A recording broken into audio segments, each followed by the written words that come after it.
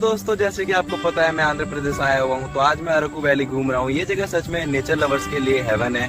दोस्तों अरकू वैली ऐसे ही पीसफुल और मेस्मराइजिंग है। यहाँ आके लगता है कि टाइम थोड़ी देर के लिए रुक जाता है। ही ट्रैकिंग का मजा ही अलग है। और सुनो, अरकू का फेमस कॉफी और ट्राइबल कल्चर भी मस्ट ट्राई है। अगर आप आंध्र प्रदेश आए तो अरकू वैली विजिट करना मत भूलना। वीडियो पसंद आए तो लाइक करो, शेयर करो और चैनल को सब्सक्राइब करना मत भूलना। See you in the next adventure.